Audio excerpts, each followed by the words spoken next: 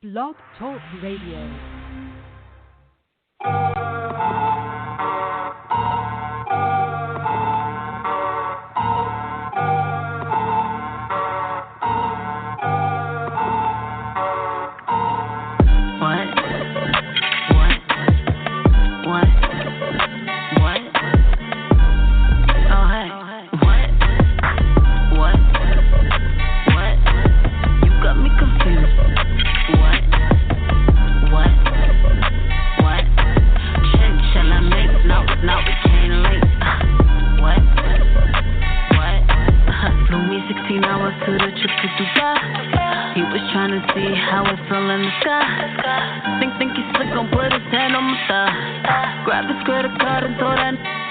I need that.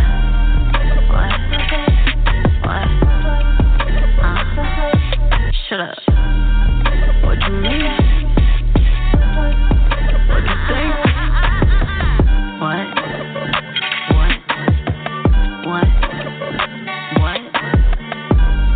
Oh hey. What? You got me confused. What?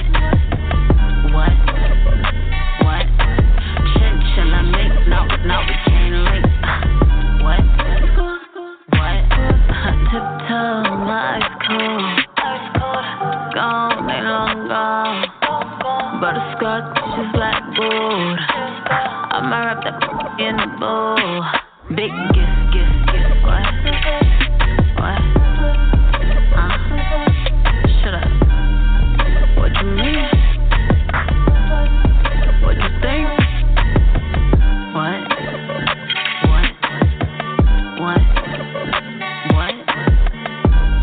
Oh hey. What? You got me confused. What? Shall I make? Now we can't link. What? That's the sounds of Jordan Pauline, and you can follow her on Instagram. Jordan Pauline is an American singer, songwriter, actor, dancer, and a rapper. She studied musical theater and performing arts at the South Bay Conservatory. Jordan was on my show actually maybe a month or two ago, and that is her new single that you can cop that, and it's entitled What? It's WHET. Rob Daddy is a breast cancer survivor, and he joins me tonight. Rob Daddy is a native New Yorker.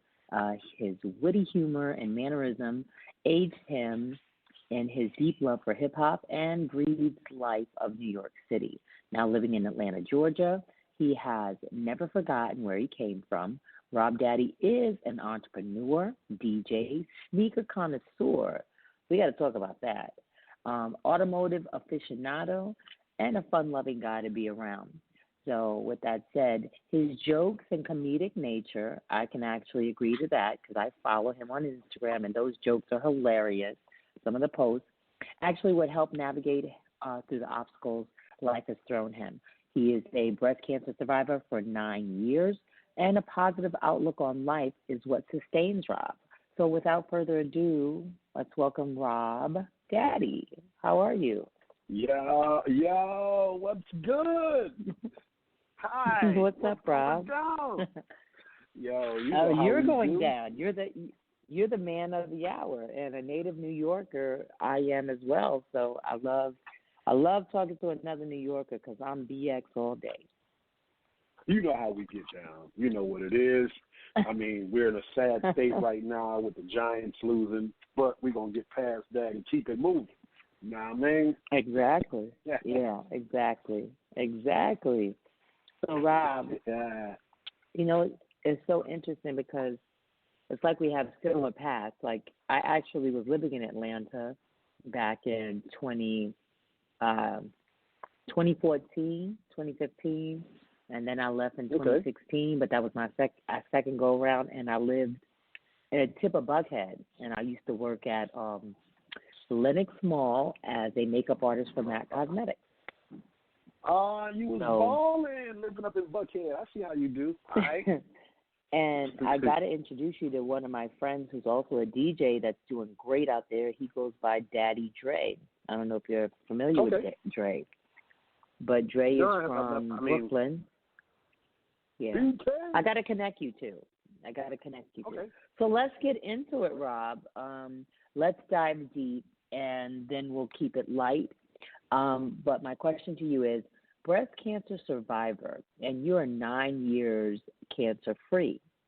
So let's backtrack to the very beginning. How were you able to detect that you had breast cancer? What were some of the signs, and what was going on? Let's tell my listeners that are listening tonight. Okay, first of all, I was the typical male. Men, we see things and we ignore them. Like I had a bump on my chest, had a lump in my chest, and I looked at it and I was like, man, this ain't nothing. Keep it moving. And at the time, I was married, and my wife at the time, I was getting out the shower, and she looked at me and it's like, yo, what's that lump?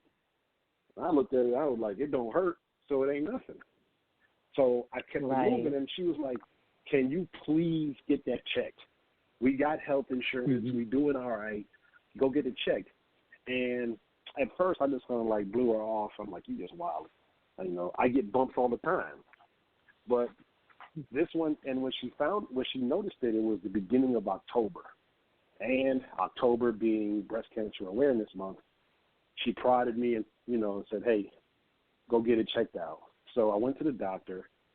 And mind you, at this time, I wasn't feeling bad. I had nothing going on. I felt I was in pretty decent health.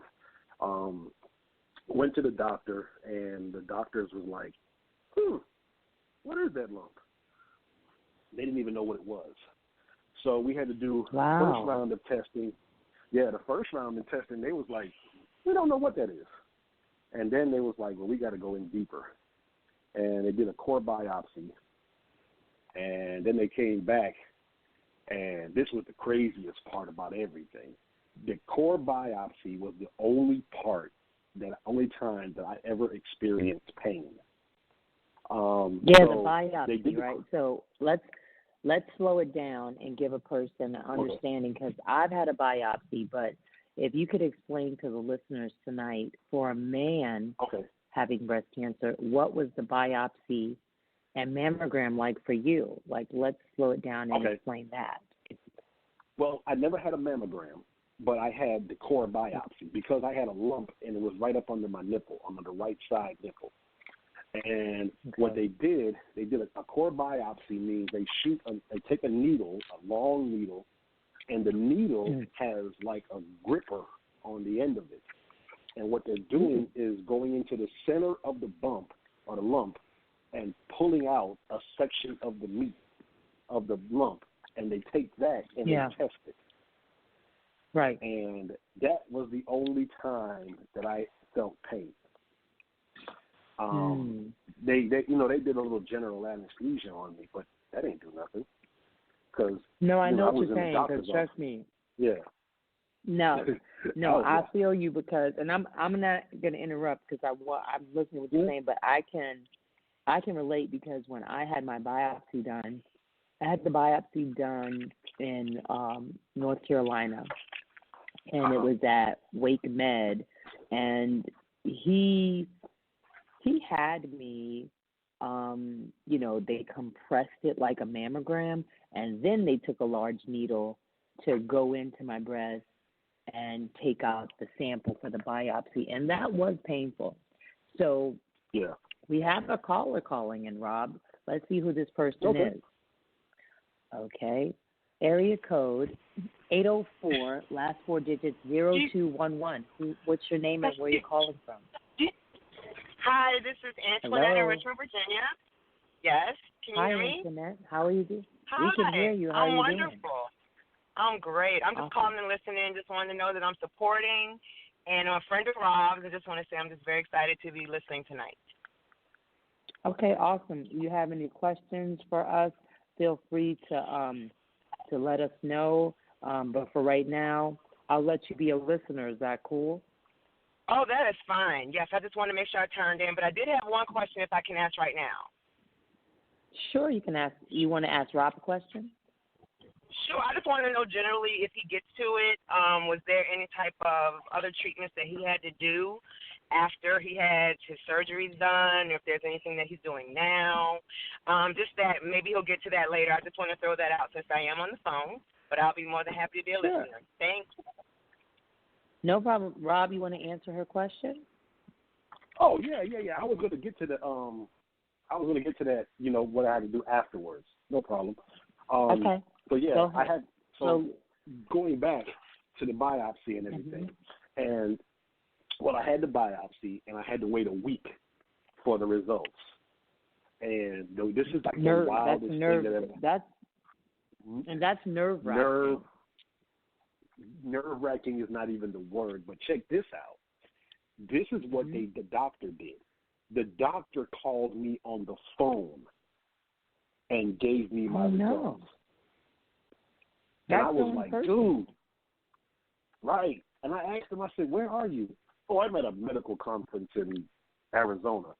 I was like, yo, do you realize I'm at lunch, dude? And it's crazy because even the restaurant that I was eating at, I've never gone back there again. Sorry, they had good food, but I wasn't feeling them after that. But so they told me I had breast cancer, and I have to admit, at the time, my family, they all circled around me. They kept me calm. They really kept me calm. They kept me centered. My mother is a nurse. Well, she's a retired nurse. So at the time, I'm sorry, I'm a mama's boy. I ran straight to my mom's. I was like, Mom, what we going to do? Yeah. What we going to do? She was like, okay, what we're going to go in. My mom has always been a praying woman. So, and my family is Jamaican. So I don't know if I even told you that, but my family is Jamaican. So, so every now and then you might hear me break into the accent and everything. But she, she was like, we're going to pray over this, and you were going to be fine. And I was like, all right, Mom, all right. So she went with me to my doctor's appointment, and we had elected to do a dual mastectomy. Before they even told me anything about what size or, how big the lump was or what stage I was in, we were like, you doing a dual mastectomy. You ain't got no need for these boobies. Let's get rid of these boobies. And I'm a booby man. I love breasts. But, I mean, you love female breasts, or you just did you want to retain your breasts, or you were fine letting go of the breasts? I was fine letting go of the breasts, but I love female breasts. I'm a breast lover. I was breastfed. I got you. But yeah, so I was like, and they basically talked to me about, how I don't have to worry about some of the things that women, hormonal-wise, have to worry about. So by me losing my breasts and not having to do any reconstruction or having a lumpectomy, I don't have to worry about side effects as much as the woman would. Right. Now, true enough, going forward, the doctor was honest with me and said, because breast cancer in men is not widely spoken about, nor is it widely, it's not like a lot of men at the time were coming forward with breast cancer, that the treatment for it is not as widespread as it is for women. So I'm taking the same drug that a woman would take, but I'm getting ahead of myself. Really? I had the surgery. Yeah, I had the surgery. Yeah, I'm going to come back to the drug I'm taking. I had the surgery. Okay, so wait a minute. Before you had the surgery, what stage were you? They don't see, with me, they did not tell me what stage I was until they removed it. Really? Because they measured it. Yeah, they measured it. They performed the surgery, and they did the test on the lymph nodes to see if they had spread to my lymph nodes, and we found out that they had zero spreading to the lymph nodes. So once we figured that out, they measured the lump, and they even showed it to me. It's like a big black circle. Yeah. Why and, did they want to show you that, Rob? Like, that's so insensitive, I feel, but keep going.